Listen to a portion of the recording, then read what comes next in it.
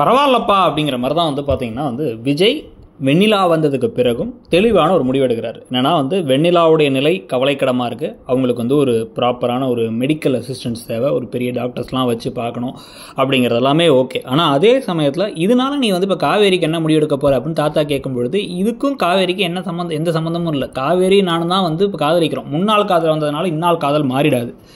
என் மனசில் இருக்க என்னுடைய காதல் வந்து காவேரி தான், என் பொக்கிஷம் காவேரி தான் அப்படின்லாம் வந்து பேசிட்டு அவங்க முன்னாடியே வேற எழுப்பலான்னு பார்த்தா அவங்க அழுதுகிட்டே தூங்கிட்டு இருக்காங்க. தூங்கிட்டு இருந்தால் பல அந்த காலத்தில் என்ன பண்ணுவாங்க அப்படின்னா வந்து ஒரு மெசேஜ் அனுப்பிட்டு போவாங்க, நான் போய் வந்து ஹாஸ்பிட்டலில் சேர்த்துட்டு வரேன் அப்படிப்பாங்க. இல்லை இன்னும் ரொம்ப க்ளோஸாகவே இருந்தீங்க, இல்லை தூங்கினா எழுப்பினா ஒன்றும் சொல்ல மாட்டாங்கன்னா தட்டி எழுப்பி கூட சொல்லிட்டு போவாங்க. ஆனால் இவர் வந்து என்ன அப்படின்னா வந்து 1963 வாழ்கிற மாதிரி என்ன பண்ணுறாருன்னா ஒரு லெட்டர் எழுதி வைக்கிறார். லெட்டரில் வந்து நான் போய் என்னைக்கு இருந்தாலும் நீ தான் என்னுடைய உயிர், அதனால வந்து வெண்ணிலாவை கொண்டு போய் ஆஸ்பத்திரியில் சேர்த்துட்டு வரேன் அப்படின்னு வந்து ஒரு லெட்டர் எழுதிட்டு போக உடனே அதர் ராகினி பார்த்துட்றாங்களாமா. எப்பா சாமி ஆதி காலத்து ட்விஸ்ட்டுப்பாங்கிற மாதிரி வந்து அந்த லெட்டர் உடனே உங்களுக்கு லவ் வேண்டி கிடக்கா லவ்வே அப்படின்னு அதை கிழிச்சு போட்டாங்களாமா. கிழிச்சு போட்டோடனே வந்து அந்த சூழ்ச்சியை மீறி எப்படி இவங்க ரெண்டு பேரும் ஒன்று சேர்றாங்கிறதான் அடுத்த கதையாக கொண்டு போகணும். அப்படின்னா வந்து ஒரே ஒரு விஷயம் சந்தோஷமாக நிம்மதியாக இருக்கிறது என்ன அப்படின்னா வந்து இப்போ வெண்ணிலாவை தேவையில்லாமல் இங்கே வரைக்கும் வந்து காவேரி கூட்டு வந்திருந்தாலும் தெளிவான ஒரு முடிவை வந்து விஜய் எடுக்கிறாரு.